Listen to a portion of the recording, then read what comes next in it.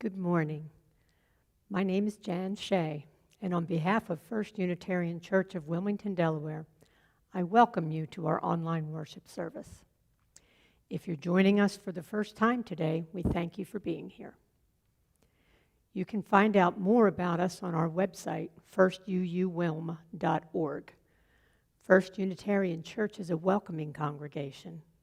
No matter your race or ethnicity, no matter your gender or pronouns, no matter where you are on your spiritual journey, and no matter whom you love, you are welcome here. And now let us prepare our hearts and minds for worship.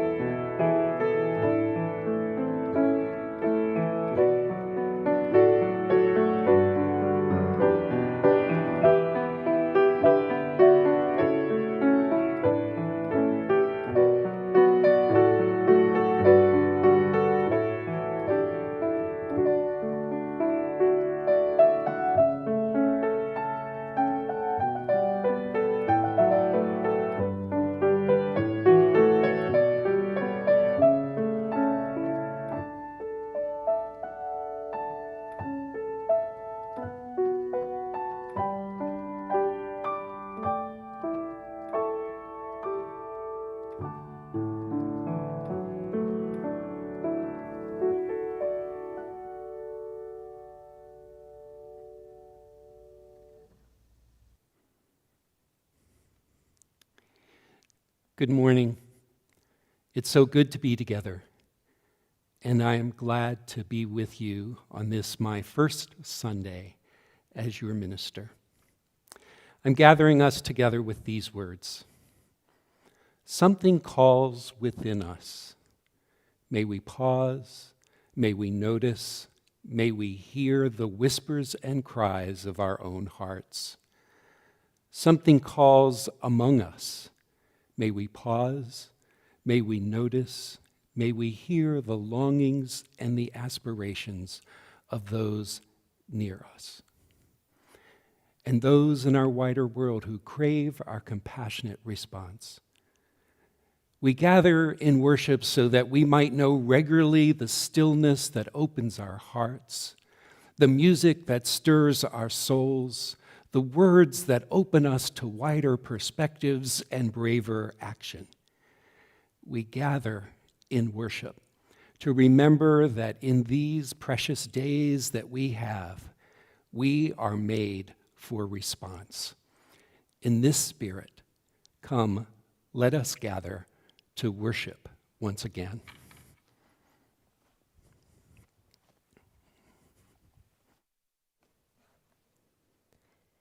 If you have a chalice at home, I invite you to join me by lighting it now. As I light our chalice, I give you these words by Katie Gelfand. We call forth the life of our faith by igniting our chalice. This spark of new beginnings invites us into a sacred space to reflect where we have been and where we are going. Even knowing that this particular flame will intentionally and with our ritual extinguishing, we fear not its end, for we know with brave hearts that from every ending of our lives, we are sent forth to make a new beginning.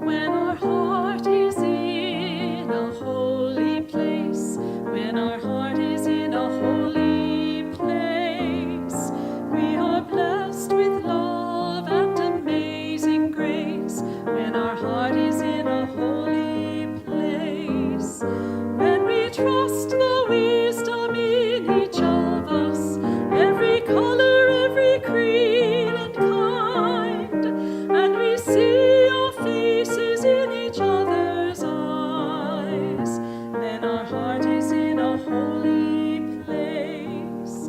When our heart is in a holy place, when our heart is in a holy place, we are blessed with love and amazing grace. When our heart is in a holy place, when we tell a story from deep inside, and we listen with a loving mind, and we hear our voices in each other's words, then our heart is in a holy place.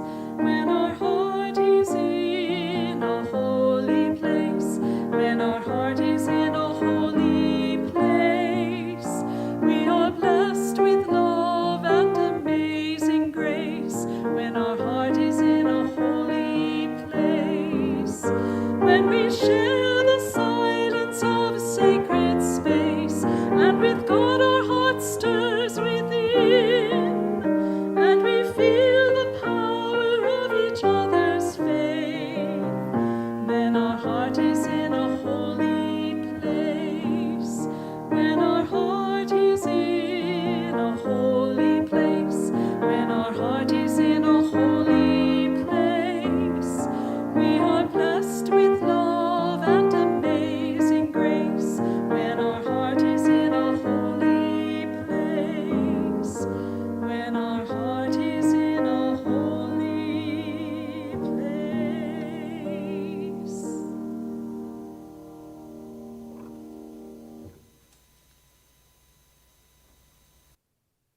Please join me in affirming our mission.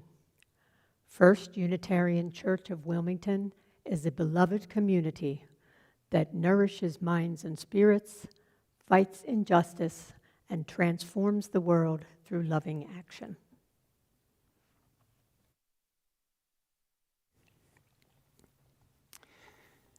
Indeed, may our heart be in a holy place. Our time for all ages this morning comes from a book by Karina Loiken entitled My Heart. My Heart by Karina Loiken. My heart is a window. My heart is a slide. My heart can be closed or opened up wide.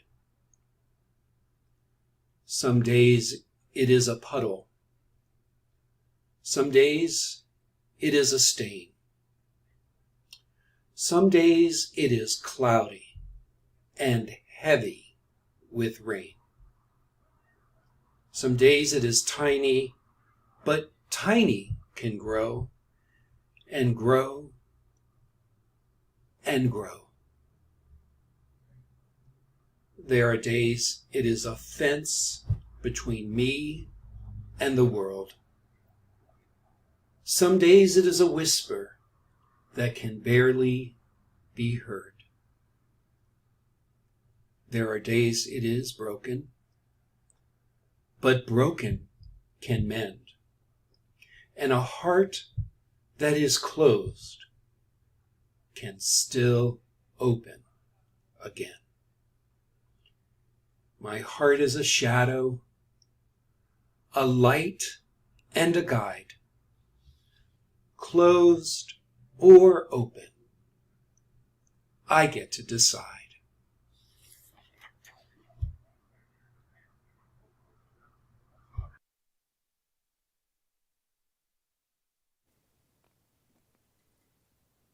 Let us create a time now for reflection and prayerful meditation. A spiritual teacher once advised, listen to the ear of your heart. Let's turn now our attention to the area of our heart, imagining even that our breathing is flowing in and out from the place of our heart or chest area. Breathing a little slower or a little deeper than usual.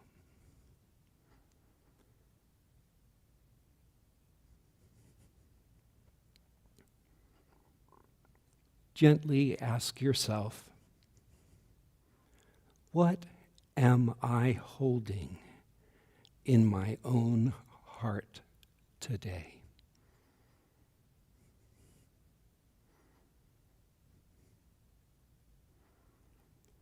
What is upholding me?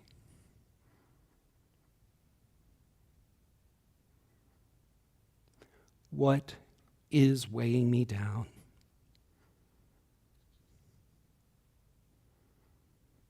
Breathe slowly and deeply into that area of the heart. Listen with the ear of your heart.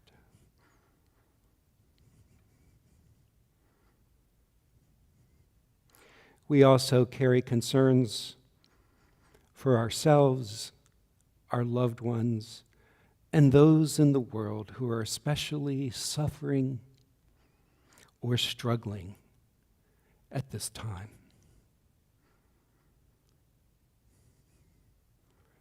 Listen to the ear of your heart. Allow yourself to feel a fierce compassion for all that weighs heavy in your heart and for all of those where your heart's attention focuses this moment. Listen to the ear of your heart. And as we inhale compassion, so gently inhale a fierce compassion into the area of our heart. May we exhale a caring response. May we radiate compassion. May we become that caring response.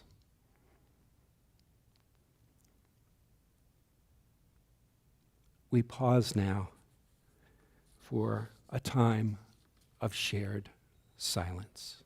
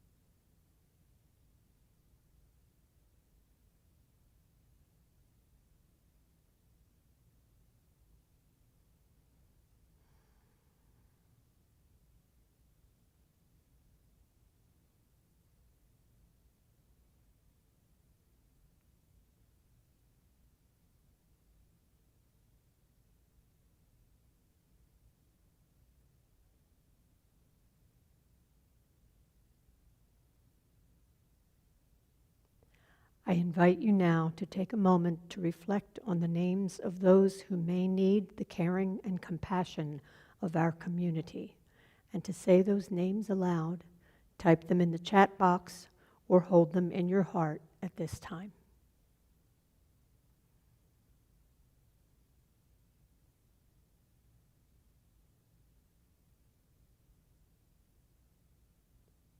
May all those whose names were spoken or unspoken find peace and healing this day.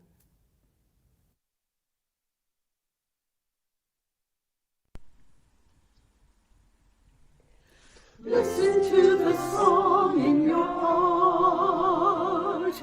Listen to the song in your heart. A song of love, everyone has a part. Listen to the song in your heart. Listen to the song in your heart. Listen to the song in your heart. A song of love, everyone has a part. Listen to the song in your heart.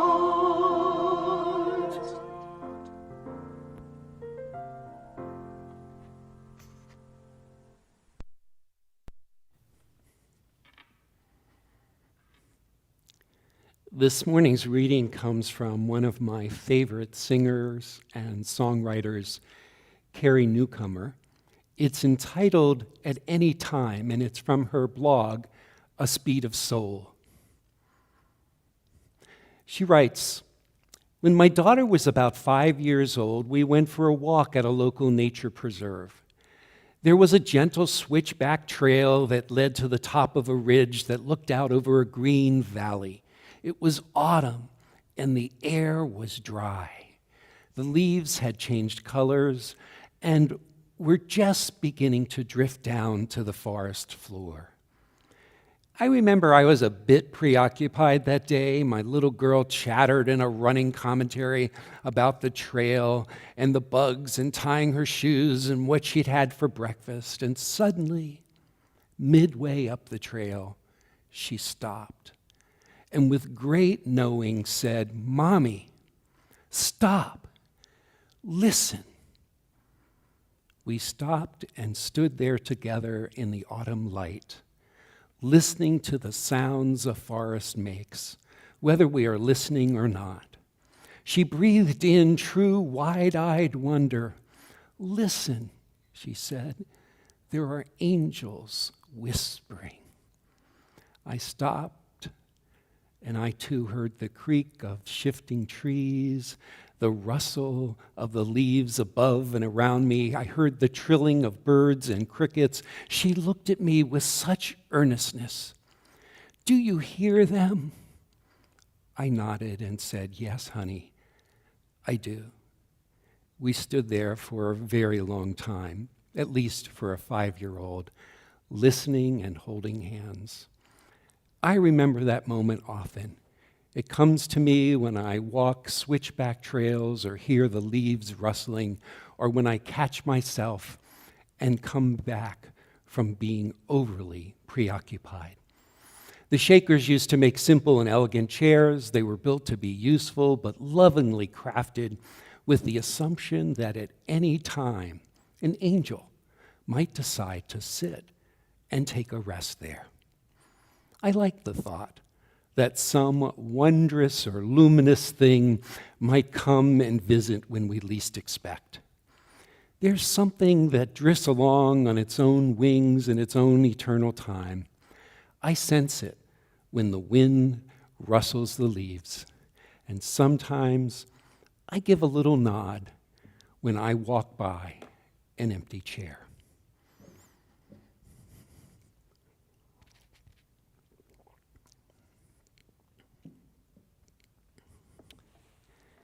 We may draw inspiration from many places. In our desperate moments, we might break open a Chinese fortune cookie and hold our breath for just a moment as we unravel the folded message contained within, hoping, just hoping that the one-liner might shed some light, give us some direction, if not at least some enjoyment. In these tense times, some of us search through our news feed on Facebook to find companions who might think like us or can reassure us we're on the right path, or in those more desperate moments when misery loves company, they might be that company who are outraged or overwhelmed or confused or as confused as we are by the world's events. Let's face it, we live in tense times. Uncertainty floats by like clouds when we thought things were getting clearer. And sometimes it's cloudy again. And then the clouds float away, and we hope for that clearing. We strive for connection even when it seems that events in the world through the pandemic or otherwise conspire against us. Inspiration also arises within us. Sometimes I find myself humming the tune of a familiar hymn even before I've become conscious of the lyrics of that hymn.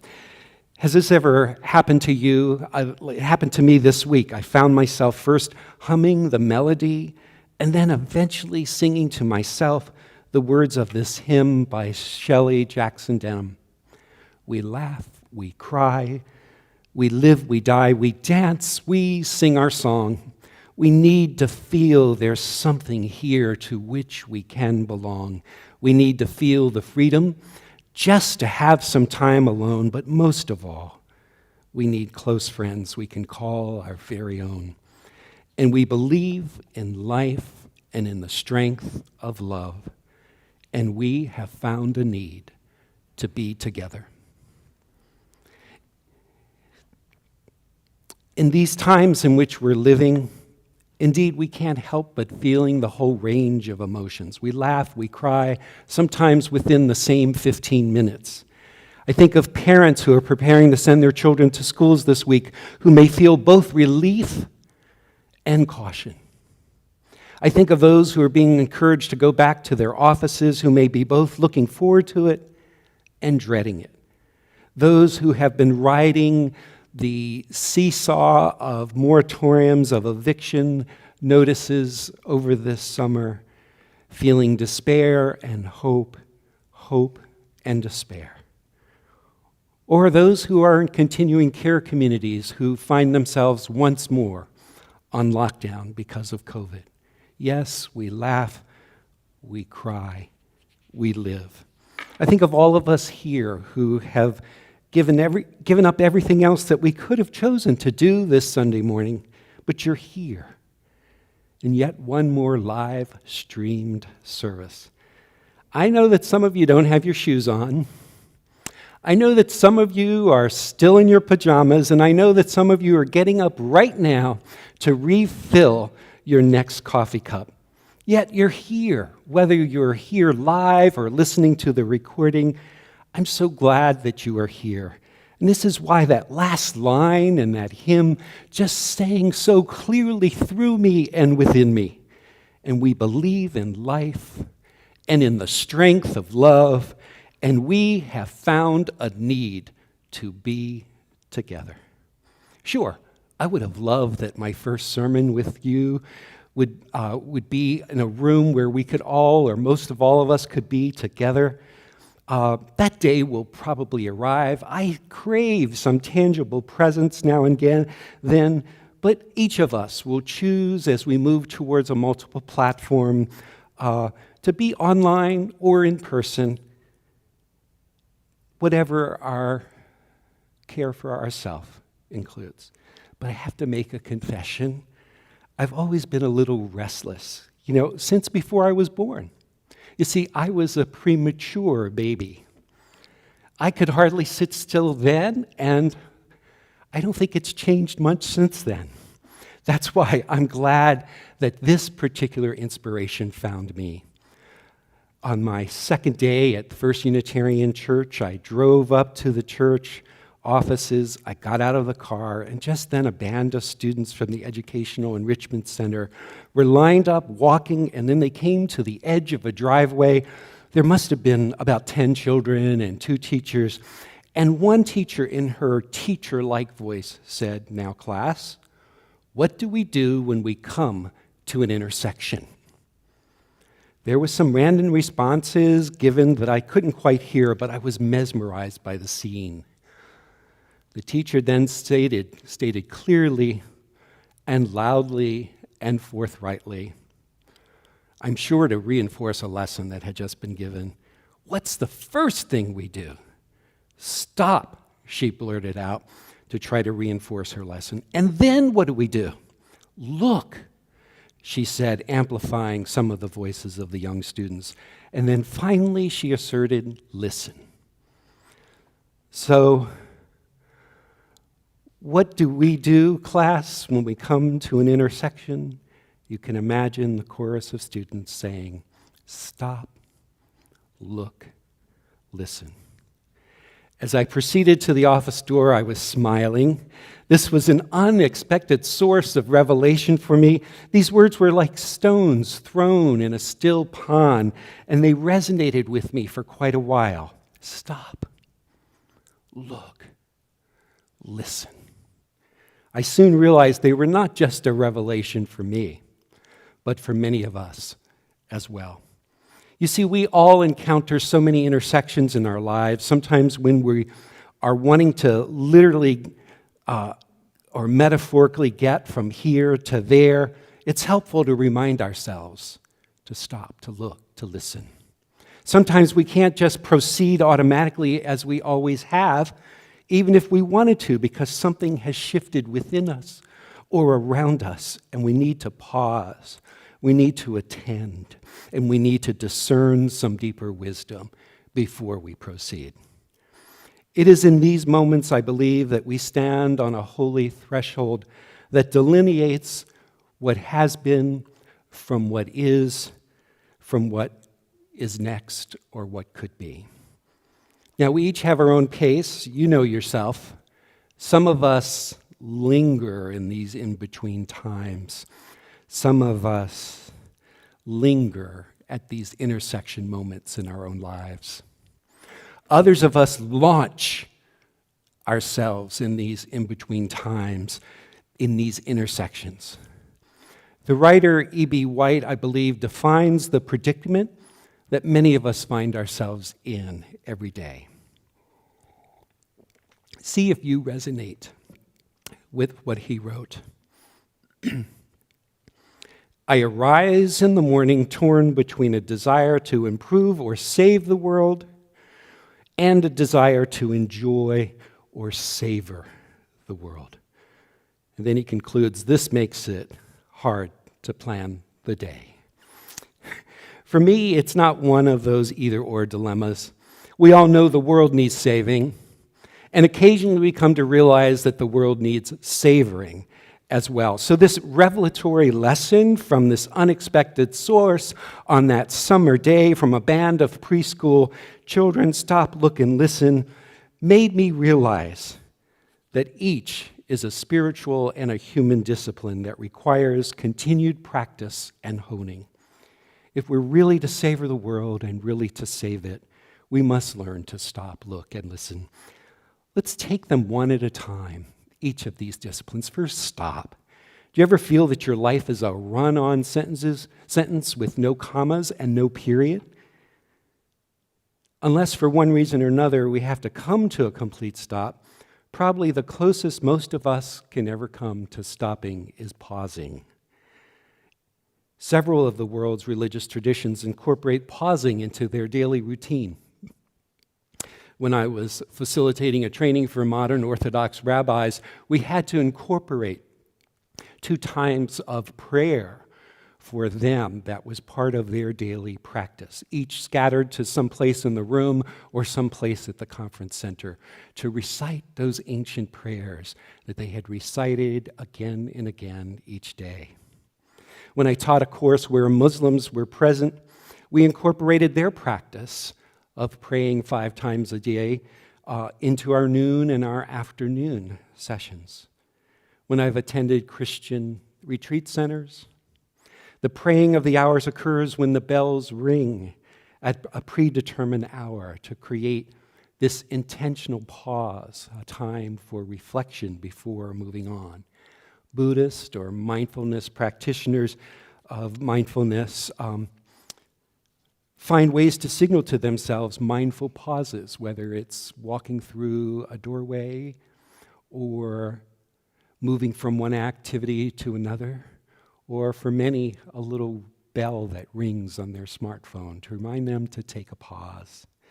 Scientists who have studied heart rate variability have shown that our heart rhythms become disordered or jagged in times of stress, overactivity, and anxiety, which can impact physical and mental functions. But learning ways to pause and to reset can help balance the nervous system and can produce smooth, harmonious, sine-like wave-like heart rhythms. Macrina Whitaker, in her book, 7 Sacred Pauses, Living Mindfully Through the Hours of the Day, offers this advice. Reverence each hour as a small stepping stone on your pilgrimage through the day. Receive the gift of 7 sacred pauses. Practice waking up 7 times a day.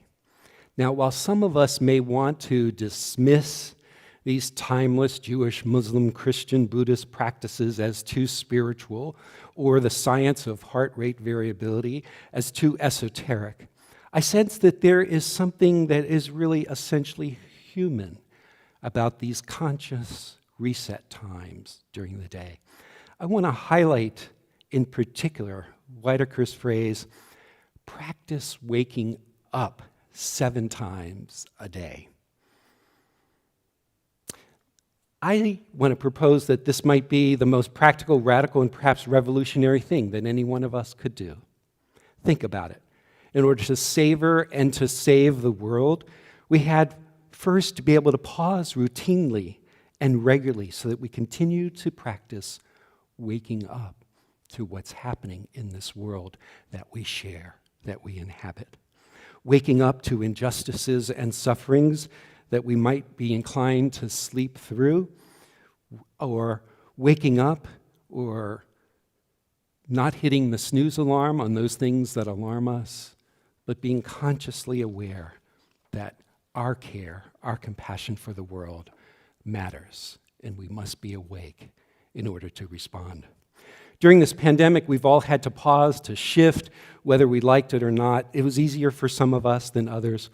One who found it hard was the author of a New York Times opinion column, Cinda Anga, who disclosed in her article how she managed the pandemic. She said, "For the past 12 months, I've overworked myself to avoid any pauses in the day where feelings might creep in. Because how can I make sense of this year? If I try, I'm pretty sure my mind might short circuit, that smoke might spill out of my ears, and the room will smell of burning plastic." So we all have our own relationships and resistances to pauses. Sometimes we might avoid them. Sometimes we might welcome them. And sometimes, let's face it, pauses might find us. But if we don't pause in order to wake up 7 times a day, we may not find ways to really be present to the realities of our world or to our responsibility to contributing to the common health of all. If we don't pause in order to wake up at least 7 times a day, we might miss the silent cries of those we love or the wonders all around us and within us. If we are truly to save and savor the world, we must remind ourselves to stop and take pauses. If we're truly to save and savor the world, we must also practice that second discipline of looking. Our transcendentalist forebears, they had a practice that they called sauntering, a kind of walking that appreciated that when they were in nature, that the revelation of the divine and the here and now could actually happen in and through nature. If we but slowed ourselves down enough, opened our senses up enough to perceive it and to receive it. The contemporary cognitive scientist Alexandra Horowitz, in her book entitled On Looking, shows us how to see the spectacle of the ordinary, to practice, as Sir Arthur Conan Doyle put it, the observation of the trifles. Her book is actually structured around a series of 11 walks that she takes through Manhattan, where she lives, with a diverse range of people. An urban sociologist, an artist, a geologist, a physician, a sound designer. Horowitz even walks with a child and a dog to see the world as they perceive it. She demonstrates the point that what they see, how they see it, and why most of us do not see the same things reveal the startling power of human attention. And she writes the cognitive aspects of what it means to be an expert observer. So in those pages of the book On Looking, Horowitz shows how much more there is to see if we would only really look. So if we are to savor and save the world, we must practice stopping and looking and really looking at what is, and also looking at what we might not otherwise see. Perhaps the deeper roots of our activity for social justice can only emerge if we can truly look and recognize that our own particular slant might not be all that is. Rhonda Maggie's recent book, The Inner World of Racial Injustice, is all about savoring and saving the world. In the section on her book on seeing, she points out that some of us do not look long enough to see the reality of racism. We may not even be aware of our own implicit biases that act like blinders, even when we think we are looking. In her work on a mindfulness approach to racial injustice, she offers practices that, as she says, makes the invisible visible. Yes, to truly save and savor the world, we must stop and look, but we must also listen. I often like to say, and when we've listened, to listen again. When Mark Nepo, the philosopher and poet, learned that there were 7,000 living languages on the earth, he decided there must be 7,000 ways to listen, which became the title of one of his books. He proposes that whatever difficulty you face, there are time-tried ways you can listen your way through them. He continues, because listening is the doorway to everything that matters. It enlivens the heart the way breathing enlivens the lungs. We listen, he says, to awaken our heart. We do this to stay vital and alive. To practice deep listening, we're urged to learn how to keep emptying ourselves to make space for really hearing. Keep opening ourselves so that we really can receive what there is to hear. Sometimes we seek inspiration. Sometimes inspiration seeks us. The revelation I received from that preschool teacher earlier this month as she drilled her class on what to do at intersections was not just for me alone. Stop, look, and listen, I believe, contains some perennial wisdom for all of us. So as part of connecting with you and allowing members to reconnect with one another after this past year plus, I launched a series of getting acquainted groups with members and friends of the congregation that will continue next month. Our conversations have focused on some of these questions. What led you to this congregation? What sustains you in this congregation? What has this last year and a half or so been like for you, your family, or this congregation? And finally, what is one hope that you have for this new year, this next year? I encouraged us to speak from the place where the heart and the mind intersect. Now, these conversations do not have to be constrained just by the ones that I am hosting. You can have these same conversations around these same questions or others with one another as we approach this new church year. Given the perils of this past 18 months, it's time for all of us, to get reacquainted, not pretend we know each other, because so much has happened in this 18 months. It's an opportunity to suspend some of our usual tropes, if you can, especially because we are living in an unusual time and things have shifted within us and around us. It's like, I'm going to use an ancient metaphor. I think some of you will remember record players. It's not as if we're lifting up the tone arm of a record player and putting it right back down on that same spot where we left off. No. Surely something has happened within you and among you during these past 18 months to shift things for you. I've already heard from some people about what those shifts have been. Oftentimes, we're not able to hear those unless we deeply listen to one another. So let's make space for a deeper listening, a broader seeing, and a resilient pause. Let's do what feminist theologian Nellie Morton calls hearing one another into speech. So as we approach this week, I have these questions to leave with you. In order to savor and save the world, what pauses do you need to make? In order to savor and save the world, where can you saunter and receive the wonders of life that can feed your soul and our collective soul? In order to savor and save the world, what might you intentionally look at in the world? Maybe look at from a different perspective, from the perspective of someone not like you. In order to save and savor the world, who might you intentionally listen to this week, even if it is yourself? So may it be.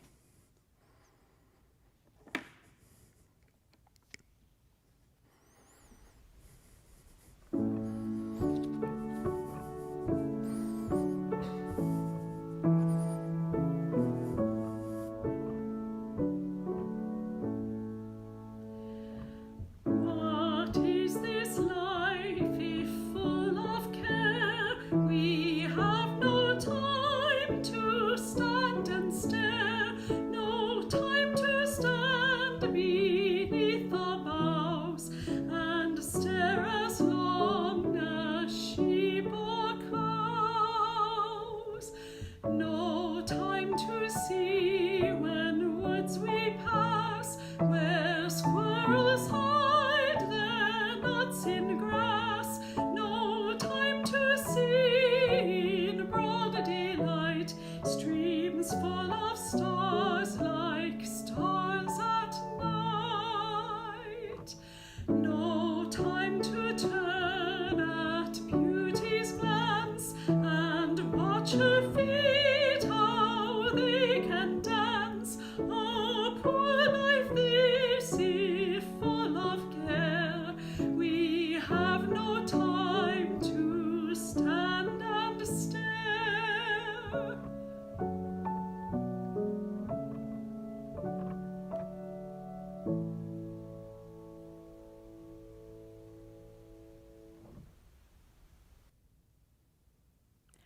I'd like to talk for a few moments now about stewardship, a vital function in the life of our church. Today marks another new beginning for First U, complete with a new minister, Reverend Larry. And in just a few short weeks, we'll be preparing to return to live Sunday services for our members who choose to attend, while continuing to offer the option of online services for those who are not yet ready to be in a group setting. We've had so many changes, so many twists and turns this past year and a half, and there is still a lot of uncertainty ahead. Reverend Larry has invited us today to stop, look, and listen. As I stop, look, and listen to First U, I see a unified church that has built a strong foundation over the years, a foundation that's enabled us to remain resilient as the winds of change have challenged us over and over. I see the many times we've adapted to new ways of doing things as countless volunteers have stepped up to help with countless tasks. I'm so grateful to be part of that kind of commitment to our church community. I see the genuine love that exists among our members, a love that is expressed in countless ways, through joyous celebrations and through times of sadness and heartbreak. This love has lifted me and sustained me through some dark days.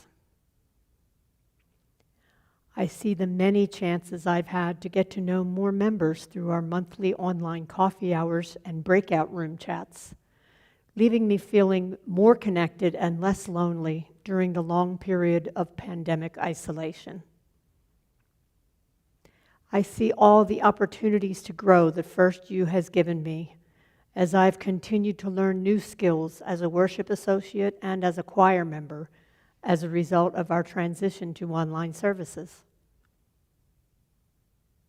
I also see the continued generosity of church members who contribute to the financial health of the church, and I am committed to being part of that ongoing effort to sustain First U as we continue to grow and to meet new challenges. And I ask today that you continue to join me in this essential effort, which funds the many programs that First U offers and keeps our beloved community thriving.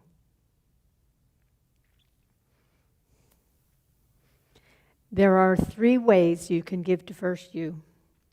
You can send a check to the church, you can use our website, firstuuwilm.org, or you can use the Give Plus app on your smartphone.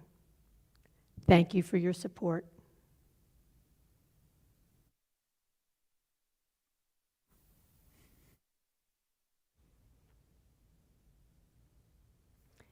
Please join me now in dedicating our offering. To the work of this congregation, which is weaving a tapestry of love and action, we dedicate our lives and these our offerings.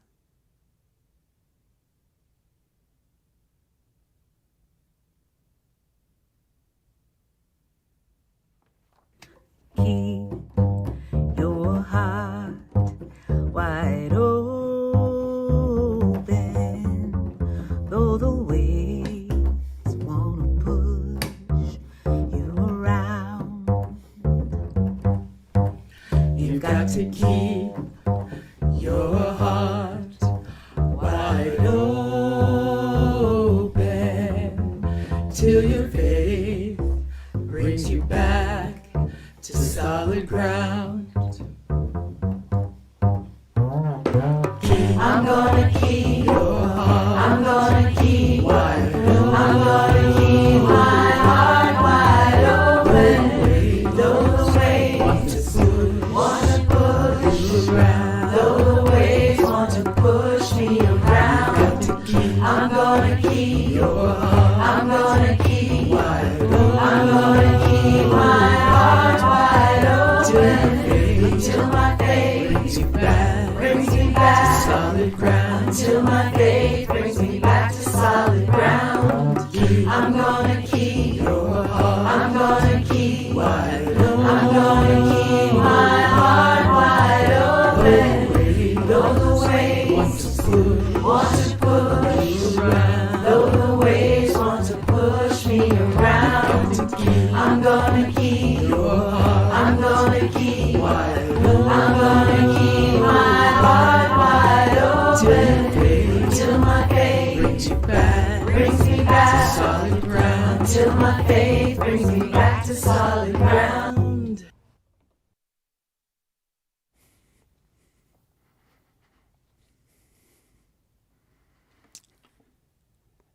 So our closing words, I suspect, have been echoed in this space and in the collective heart of this congregation.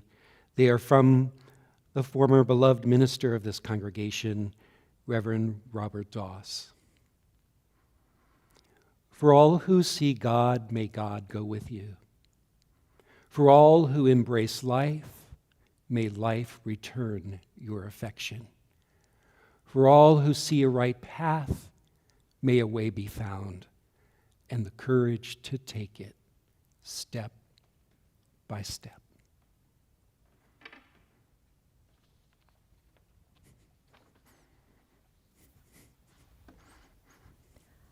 I extinguish our chalice now with these words by Krista Taves. It is our work, shared with each other in covenant, that creates and sustains this beloved community.